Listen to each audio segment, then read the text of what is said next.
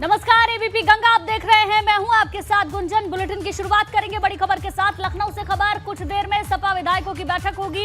अखिलेश यादव ने पार्टी विधायकों की बैठक बुलाई है। सपा दफ्तर पर बैठक में कई मुद्दों पर चर्चा होगी। राज्यसभा चुनाव समेत कई मुद्दे होंगे जिस पर बातचीत हो सकती है। ये बड़ी जानकारी आपको दे दें, अब से कुछ ही देर बाद सपा विधायकों की बैठक होगी। अखिलेश यादव ने पार्टी विधायकों की बैठक बुलाई है क्योंकि अगले कुछ वक्त में आपको बता दें उपचुनाव भी होना है 2 सीटों पर। इसके साथ ही राज्यसभा चुनाव भी होना है जिसको लेकर इस बैठक में चर्चा हो सकती है।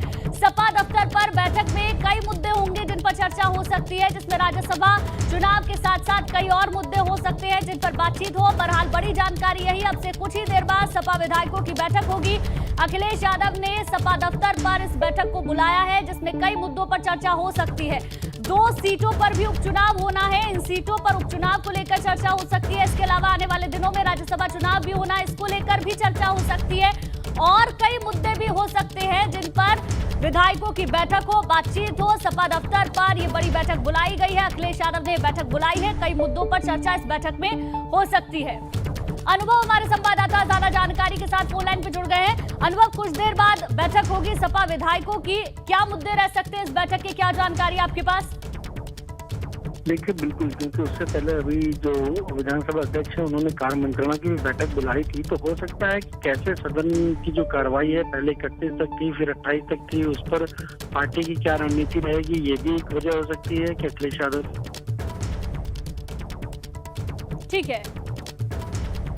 ठीक है अनुभव, फिर से आपसे जुड़ने की कोशिश करेंगे।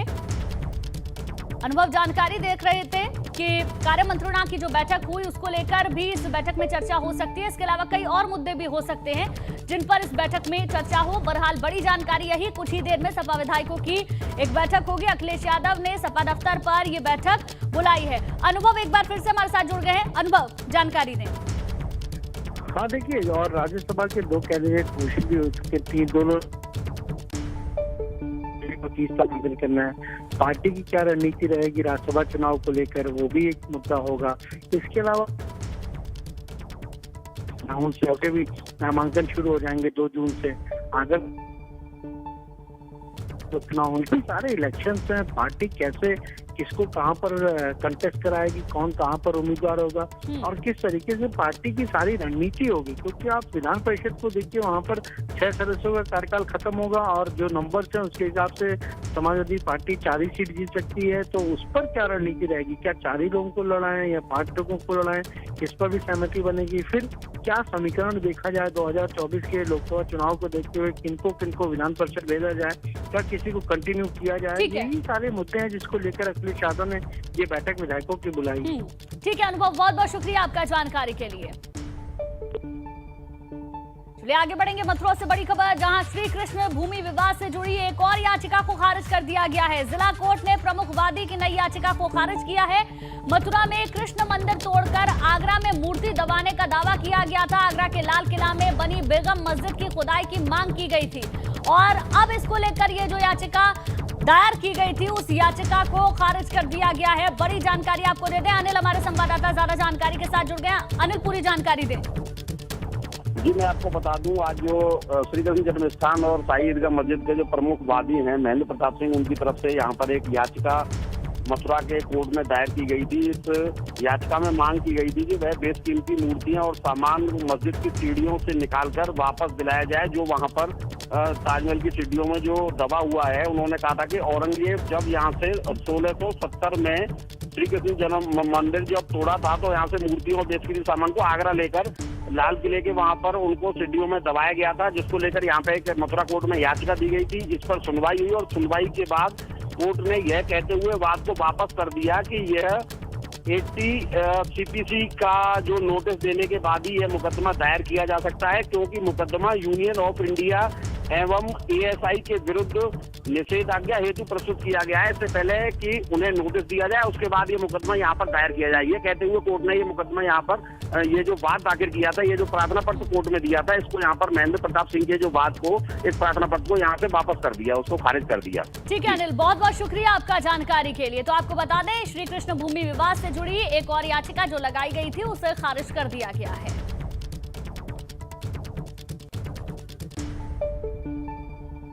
एक और बड़ी खबर आपको बता दें, बागपत में कई मुद्दों को लेकर किसानों की पंचायत हुई। गांगरौली गांव में पंचायत हुई। राकेश टिकैत भी इस पंचायत में मौजूद रहे।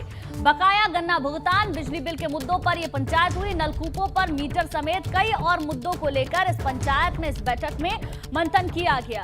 आपको बता दें, बड़ी बात यह है, राकेश टिकैत भी इस पंचायत में मौजूद रहे हैं। कई सारे मुद्दों को लेकर किसानों की महापंचायत हुई है। आगे बढ़ते हैं। 29 मई को लखनऊ में यूपी भाजपा की बड़ी बैठक होनी है। 29 मई को यूपी भाजपा की प्रदेश कार्य समिति की बैठक होगी। सीएम योगी आदित्यनाथ समेत सभी मंत्री बैठक में शामिल होंगे। संगठन के पदाधिकारी भी बैठक में मौजूद रहेंगे। लखनऊ के साइंटिफिक कन्वेंशन सेंटर में ये मीटिंग होनी है। 29 मई को यूपी भाजपा की प्रदेश कार्य समिति की ये बैठक होगी। योगी आदित्यनाथ के साथ साथ सभी मंत्री इस बैठक में मौजूद रहेंगे। इसके अलावा संगठन के पदाधिकारी भी बैठक में मौजूद रहेंगे। लखनऊ के साइंटिफिक कन्वेंशन सेंटर में ये मीटिंग होनी है। बड़ी जानकारी आपको दे दें।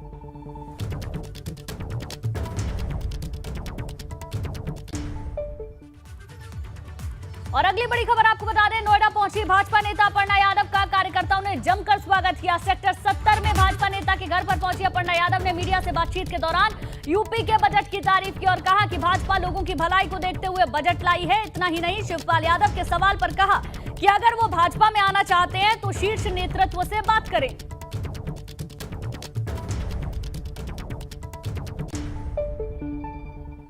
और एक और बड़ी खबर आपको बताएं, बिकरू कांड में कानपुर पुलिस की बड़ी कार्रवाई हुई है। गैंगस्टर विकास दुबे के सहयोगियों पर शिकंजा कसा है। विकास दुबे के करीबी 2 पुलिस वाले बर्खास्त कर दिए गए हैं। तत्कालीन एसओ विनय तिवारी और दारोगा के शर्मा को बर्खास्त किया गया है। आपको बताएं, 2 जुलाई 2020 को बिकरू कांड हुआ था और गैंगस्टर विकास दुबे के 2 करीबियों पर शिकंजा कसा गया है। 2 पुलिसकर्मियों को बर्खास्त कर दिया गया है, जिसमें तत्कालीन एसओ विनय तिवारी है। इसके अलावा दारोगा के शर्मा, जिन्हें बर्खास्त किया गया है। बिकरू कांड को लेकर कानपुर पुलिस ने बड़ी कार्रवाई की है। जिन पुलिसकर्मियों पर संदेह जताया गया था और जो दोषी पाए गए थे, उनको हटाया गया है। हमारे साथ कानपुर के पुलिस आयुक्त विजय मीणा जी हैं, उनसे बात कर लेते हैं। किस तरह से कार्रवाई आप लोगों ने की है बिकरू कांड को लेकर? देखिए, जब ये घटना घटित हुई थी तभी से इसमें जांच चल रही थी और 14(1) के तहत कार्रवाई चल रही थी और उसी में जो तत्कालीन एसओ था और तत्कालीन जो हल्का इंचार्ज था, दोनों को पुलिस से बर्खास्त कर दिया गया है। और भी जो करीब 21 पुलिसकर्मी हैं, उनको 14(2) के तहत कार्रवाई की जा रही है और भी जांच चल रही है और जल्दी ही सारी जांचों को पूर्ण किया जाएगा। पुलिस पर काफ़ी दाग लगे थे, सवाल भी उठे थे। ऐसी एक नज़ीर बने कि आगे इस तरीके से कोई कार्रवाई ना हो, उसको लेकर के आप किस तरह से आगे संदेश देने की कोशिश कर रहे हैं? देखिए, डेफिनेटली पुलिस पे जो दाग लगे थे, तो इन दोनों लोगों को जब नौकरी से बर्खास्त कर दिया गया तो ये संदेश जाएगा कि जो भी गलत कार्य करेगा उस पर सख्त से सख्त कार्रवाई की जाएगी।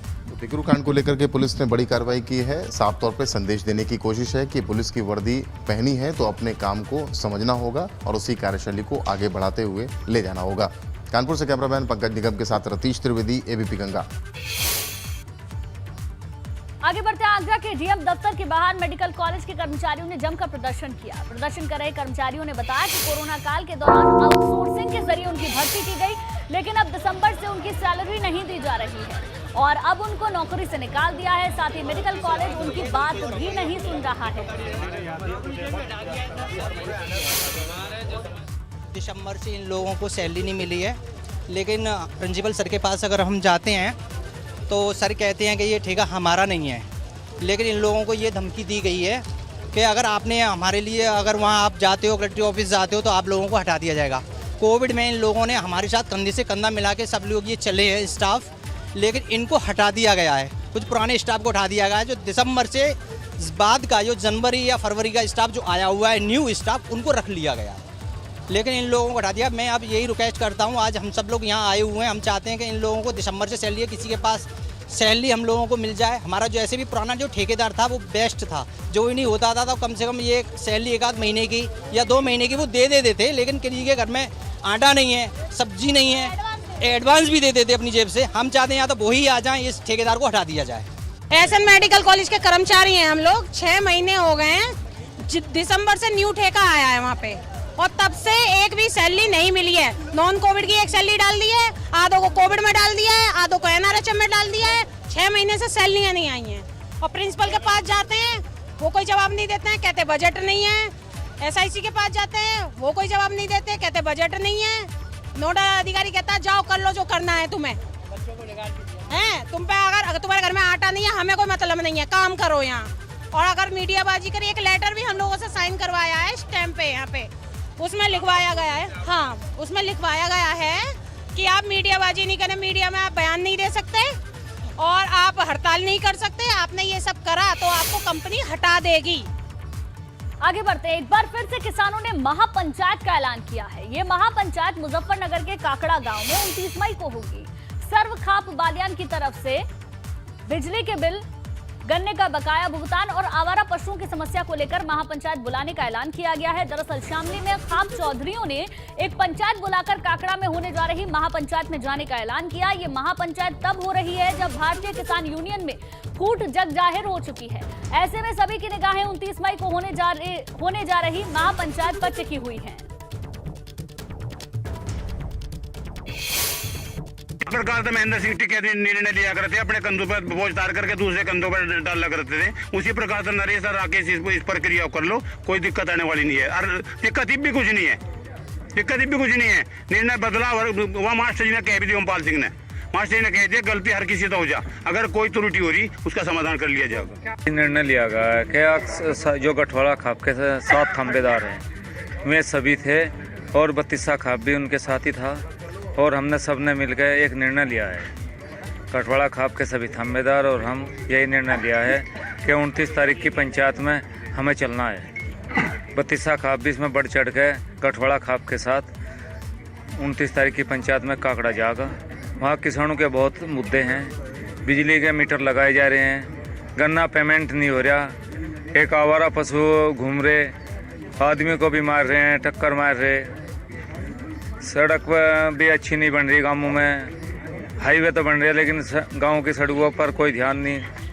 किसान के बिल बहुत महंगे होते जा रहे हैं। एक खेतों में जहाँ मीटर लगा दें बिना पूछे, ये मीटर भी लगाए जा रहे हैं, इनके ऊपर सब निर्णय लिए जाएंगे।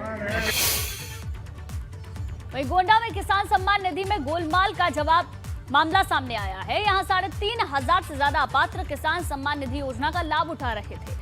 इसका खुलासा तब हुआ जब केंद्र सरकार की तरफ से अपात्र किसानों की सूची कृषि विभाग को सौंपी गई, जिसमें कुल 3,583 किसान अपात्र पाए गए जो इनकम टैक्स भर रहे हैं। तो वहीं किसान सम्मान निधि योजना से मिलने वाली रकम भी ले रहे थे। गोंडा में योजना के लिए 2 करोड़ रुपए आए थे जो किसानों में बढ़ चुके थे। अब तक 2 करोड़ रुपए में से 12 लाख रुपए की रिकवरी की जा चुकी है। वहीं अब कृषि विभाग बाकी के बचे अपात्र किसानों से रिकवरी करने की कोशिश कर रहा है। 3583 अपात्र कृषकों का जो इनकम टैक्स पेई हैं और प्रधानमंत्री किसान सम्मान निधि का लाभ ले रहे थे, उसका रिकवरी जारी कर दिया गया है और उसमें किसान जो है धनराशि दे रहे हैं। अब तक जो है लगभग जो है 12 लाख रुपए जो है जमा कर चुके हैं और रोज़ के रोज़ चेक और ड्राफ्ट के माध्यम से जो है और सीधे जो है पैसे जमा कर रहे हैं।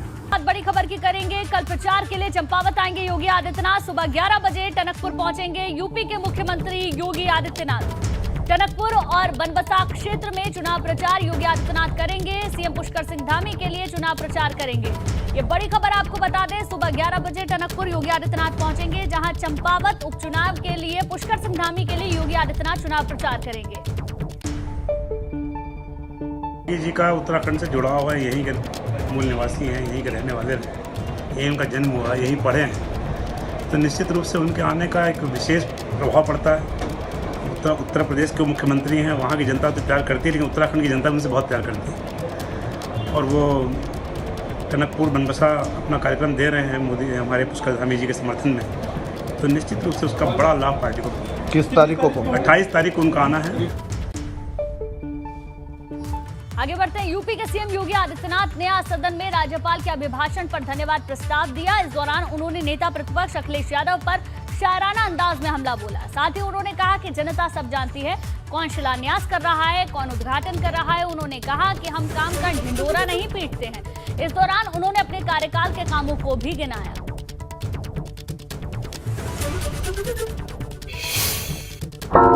मुझे नेता प्रतिपक्ष की कुछ बातों को लेकर के बहुत आश्चर्य हो रहा था और ऐसा लगता था कि एक होता है कि व्यक्ति चुनावी सभाओं में बात करता है, वहां पर वह अपनी अपनी मीठी मीठी बातों को बोलता है, लेकिन सदन में चुना गया सदस्य तो यह प्रदेश के अलग अलग भागों से चुन करके आया है। जमीनी धरातल की बात उनके सामने अगर होती तो बहुत अच्छा होता। और मुझे उनकी भाषण पर एक बात कहनी है कि नज़र नहीं है, नज़ारों की बात करते हैं, जमी पे चांद सितारों की बात करते हैं। वो हाथ जोड़ के बस्ती को लूटने वाले भरी सभा में सुधारों की बात करते हैं। हम ढिंढोरा पीट पीट करके नहीं कहते थे कि हमने मेट्रो चला ली, हमने एक्सप्रेसवे बना लिया, हमने एयर कनेक्टिविटी दे दी। जनता जानती थी कौन शिलान्यास कर रहा है, कौन उद्घाटन कर रहा है, कौन राशन दे रहा है, कौन अपराधों को नियंत्रित कर रहा है, कौन निवेश को ला रहा है, कौन नौजवानों को रोजगार दे रहा है। ये जनता जनार्दन जानती थी और इसीलिए जनता जनार्दन ने भी तमाम अफवाहों को दरकिनार करते हुए भारतीय जनता पार्टी नेतृत्व पर विश्वास किया, सरकार को पुनः आने का अवसर दिया। 37 वर्षों के बाद,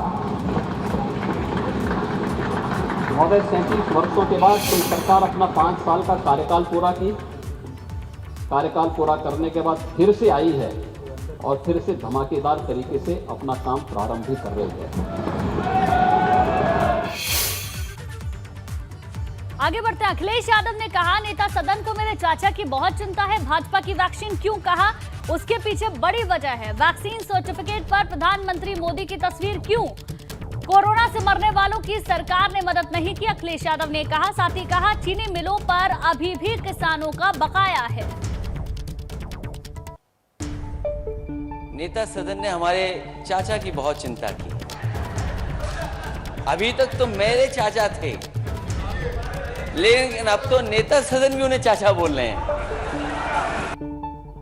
आगे बढ़ते हैं। भाजपा सांसद रवि किशन ने विधानसभा में डिप्टी सीएम केशव प्रसाद मौर्य और सपा अध्यक्ष अखिलेश यादव के बीच हुई नोक-झोंक मामले को लेकर तंज कसा। अखिलेश यादव पर बोलते हुए सांसद रवि किशन ने कहा कि अखिलेश यादव को सदन की गरिमा को बनाए रखना चाहिए था। साथ ही बजट को लेकर सीएम योगी को भी धन्यवाद दिया।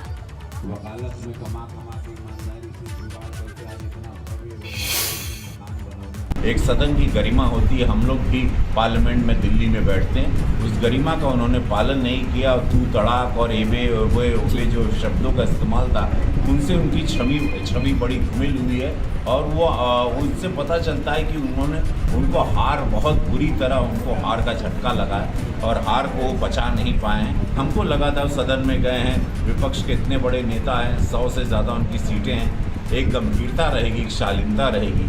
और अब एक गंभीर उत्तर प्रदेश है, ये बाहुबली और आतंकवादियों और माफियाओं का नहीं है।